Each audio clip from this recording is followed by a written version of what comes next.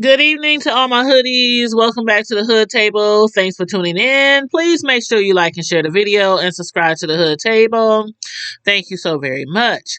Now, what you're about to see is just a small clip of our a press conference that our mayor was a part of, Jean Stothert, this evening or earlier this afternoon. And it's just going to be about a 10-minute clip, 12-minute clip of a portion of the press conference. A lot of people in our city of Omaha, Nebraska, are still being affected by a really bad storm that hit Friday night, early Saturday morning. It was like really like right after midnight. Friday night. I had already uploaded a video of, uh, my view from my front porch that night after we had finished our Friday night live. Friday night, like not even an hour or so later, the storm hit us bad. Our power went off immediately. There are still 22,000 people without power, and it's about to be Wednesday, 5 days later. And a lot of people are kind of outraged because our mayor finally speaks out, regarding this bad storm that we have, and they don't understand, like, where have you been? And then to find out that she was at a golf tournament from Friday, Saturday, and Sunday. She was like, I was in the city, I knew what was going on, but there were other people, available to speak. But a lot of people thought that she should have left the golf tournament, immediately and tried to, uh speak to the public, address what was going on, because this is a serious situation. 22,000 people are still without power. So I'm gonna let you guys watch this video clip of this press conference. People of Omaha, especially, if you've seen the press conference, please give me your thoughts about what's going on. And if you are one of the 22,000 people who are still without power, you are in my thoughts and prayers. I did make a post on Facebook letting my friends and my personal family members and friends know that we have power now.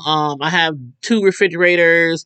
If anybody wants to store food, come over and get out the heat, charge cell phones, warm up some food, whatever. Just, hit me up and let me know.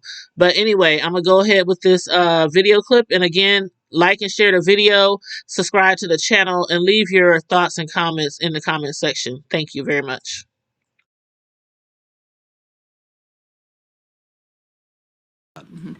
Again, this is an unprecedented storm that we had. It happened about 3.5 days ago. We did not know the impact of it until we got out there and evaluated the right-of-way and all the different areas of town. We are adjusting to what we find out. And let's see how this plan, how it works. We've got this plan basically underway and planned out till next Friday, the 23rd. Let's see what progress we make. Let's see how many people can get the debris that they have. I looked around all over Omaha today, from my house all the way downtown, looked around. I went through the Regency area. I went down Pacific Street, Center Street. Looked at a lot of homes in that area, and it looked pretty clean. But I know that there are some areas of town that had a lot more tree damage, like I know, say, the Fair Acres area, lots of big trees and tree damage. Elmwood Park has a lot of damage out there. And so we just got to see what we can clean up with this plan that we have now, and we are always looking to readjust and evaluate as time goes on if necessary. Do you have any plans to visit the economically challenged areas and, look at their damage? And I've looked all over at damage. Sure, I have. And so has Public Works, so has Parks, so has OPPD, and we are all over the city. We don't treat any area different. We don't treat areas of lower income any different than we do other areas. We treat every area of Omaha the same, every city council district the same. It's just that some areas of town have a lot more trees, and some areas of town have a lot more damage than others. I don't know if, the wind was clocked at 95 miles an hour out at the airport. I don't think that everywhere in Omaha they saw that wind velocity out there of 95, because you don't see the damage. So every area is different, but we will be out there evaluating and do what we can to clean up the entire city. And it doesn't make any difference to us what part of the city or what city council district it is. Mayor, will we also pick up the debris that's been dragged into the mediums of the boulevards? I don't know. Is there debris to the medians and the boulevards? Yes. Or you mean just the debris that has fallen in the medians where the No, tree? a lot of people in the neighborhoods where we have boulevards, when they clean the debris, they drag it into the boulevard in hopes that the city will pick it up. That's been going on for a while. I don't know about that. Well, and again, our initial push is to be getting to those locations that are within the residential subdivision. So we're going to be picking that material up. Obviously, the boulevards are something that the Parks Department takes care of on a regular basis. So it's something that they're going to assess and make a determination with regard to what they need to do to address those boulevard areas. With the collection of large things happening next week, have you also told FCC to continue collecting the smaller? Yes, I mentioned that earlier. Yes, and it starts this Friday, not next week, but the larger limbs will start this Friday. And I did mention earlier that the emergency curbside collection that FCC is doing now for smaller debris, it remains underway. And I said that earlier. And the stickers won't be required next week. And I said that also, the stickers will not be required. You could put that, we'll ask you to first do it, the smaller debris, in your cart, then you can use the paper yard waste bags. You do not have to pay for the stickers on them. Or you could bundle them and leave them curbside. Bundle the smaller ones in those 4-foot sections. If you could do that, it will certainly help us a lot. Now, the bigger limb pickup will start this Friday. And so the rest will continue on as it has, up until next Friday. And those additional sites, drop-off sites, don't worry, Michelle, those will remain open till next Friday, too. Now, Sorry, I was just asking, what's the status of it? They talked about a little bit at pre-council. What's the status of an emergency declaration? Yes. Do you have a kind of a number of the damage estimates? I'm working with Douglas County Emergency Management on that. It is my sense that we may declare, I would need my signature, an emergency to get federal dollars, get FEMA dollars for it. It's my sense that we probably will end up doing that after we assess the damage, but I think we're way above that, of what we would go ahead and declare. I think they said $2 million. Yeah. So you think it's going to be Way above that, right. This has taken, like I said, it's taking public works, it's taken sewer, it's taken parks, it's taking a lot of resources that we now have to all coordinate to get out there to do this job and to do it as quick as we can. Is there a deadline that you have to have it filed with the feds? I'm not sure about that. I don't know that. Paul Johnson would be the one to ask about that, but we're in communication with them. Mm-hmm. Yes. So the other thing I think that was put out in the press release is with regard to just the daily type of services that are provided by the city. And so because of the fact that we're going to be putting a significant amount of resources to picking up trees, there's other services that will not get done, so they will be suspended until we have the ability to get back to do those normal things. And so what I'm talking about is if we report a pothole, it might not get done. If there's a sidewalk that's been removed because of contractor working or something like that, that might not get repaved in time. So those are the types of things that I'm talking about that potentially could get suspended until we complete the operation so that we can get back to our normal duties. Mm-hmm. So we just ask everybody to be patient. Everybody understands the damage that occurred with this storm. Obviously, when the unexpected happens, you got to be flexible and patient, and everybody's doing the best they can to respond to the needs as they come up out there. So we had no idea, like I said at first, the outages, how long that would take. That was our first priority. And like I said earlier, there are still 22,000 that don't have power yet. So, and those are usually, looks like those are mostly individual residences that have damage just to that house. And so they're still working on it. But that definitely was our first priority. Was it difficult for you as the mayor to watch this from afar? Because were you out of town this weekend? No, I wasn't. Oh, I thought you were out of town. No, I was here. Oh, okay. I was here all weekend. I don't come to the office Saturday and Sunday. I never do. But I was here in town, and I was out at the U.S. Senior Open because that was a huge event for Omaha, and I was out there Friday, Saturday, and Sunday. But I was in town.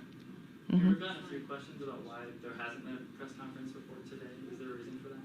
There was a press conference, and there was a press conference Monday. Did you speak at that Yeah. over the weekend? Did I speak at the press conference over the weekend? No, I didn't speak at the press conference over the weekend. Bob did. I guess I mean specifically your role as mayor. I was here. Are you questioning whether I was here in Omaha? No, I'm just asking why you haven't attended a press conference. Well, I had another commitment yesterday, but I was here at work yesterday. And I thought we had, folks at that press conference that could answer any question that you had. Other questions? How'd you like to see her open? It was great to be out there. I felt like as mayor and that big Omaha event that was on national news and we got primetime coverage on it, it was important that I was out there representing Omaha too. We did not know we were going to have a big storm Friday night. It's nothing we could plan on. But I was here all weekend. I was out there. It was great to see it. It was great to see the coverage. Omaha looked great on TV. Lots of good stories about Omaha on national news. And I think a lot of people were just excited that we had something like that back, that everybody could be outside and see something and view something that they enjoyed. So while I was out there, I was on the phone a lot with Bob Stubbe and with FCC and even with some of the FCC employees down in Texas I was talking to during the Gulf. So it doesn't matter if I'm not standing here in my office or at a press conference, I still can be mayor when I'm in Omaha. I got one last question. Yes. You kind of mentioned it, obviously homeowners and stuff, that's priority number one, but like Elmwood Park and some other parks are in tough shape, and with, parks helping out with this, could you just kind of talk about, how long it could be until Sure. so many parks and facilities around Omaha, obviously it's going to Over 260 parks, and I wish Matt Kalsovich could be here, our parks director. He's down at the city council meeting right now. But, he did say that they assess the damage on the golf courses to try to get those back open, but it could take up to a couple of weeks to assess all the damage in our parks and get the trees removed. I was out at Omaha Country Club for the Senior Open, and some of the trees that were out there that were huge old trees, just torn, their roots torn right out. It was really something to see how the wind affected. I know some of the other golf courses in Omaha still aren't open because of the massive amount of damage in those.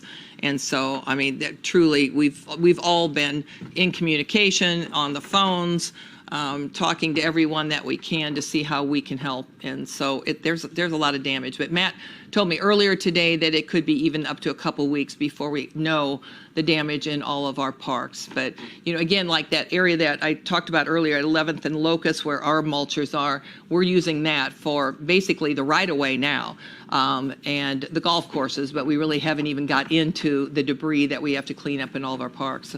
Elmwood got hit really hard.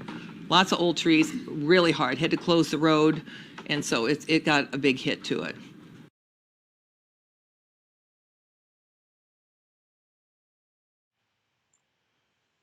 Okay, so there you have it. That was just a portion of the conference, the press conference that was had today.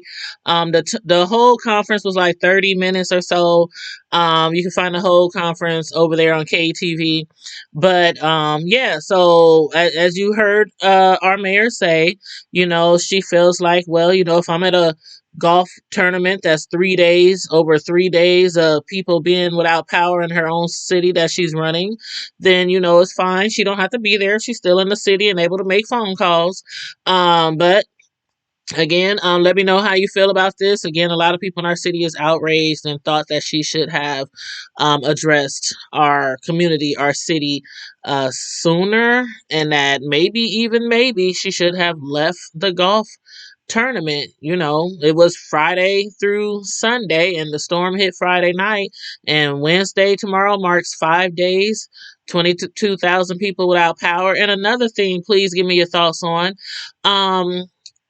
As far as people who receive like SNAP or EBT or food stamps, a lot of those people, well, basically all of them, will be able to get reimbursed or replacement stamps for food that was lost. But she did mention emergency, hopefully some FEMA, some emergency funds, which I think should be really focus on, and I hope it gets approved, because a lot of people who like me who are over the income limit and can't get food stamps and things like that, right now we don't get any help. They're telling us to go to pantries, and I'm like, I understand people who got EBT and on welfare or whatever programs they on for disadvantaged people, but there are people out here who might not be rich. They might be just a little bit over the poverty line and can't get food stamps. And we can't get any money to replace food that we have to throw out. Some people, have $2, $3, $4, $500 of food in their refrigerators, deep freezers, and can't get any help. So, I just hope that they can get some FEMA out, some type of help to those people who do not get EBT or food stamps. But again, the people who do receive those benefits and who need those benefits, they do have to, I believe, fill out some type of form. They have to call Health and Human Services to get some replacement stamps. So thankful for that. But yeah, so hopefully our whole community that's been impacted will be able to receive some type of assistance from our city, from the government. And on that note, you guys, everybody, again, thanks for tuning in. Like and share the video, subscribe to the Hood Table, and again, leave your comments, your thoughts, your opinions in the comment section down below. Please and thank you so very kindly. Stay safe, be blessed, remain vigilant at all times, and always remember, keep it hood. Bye.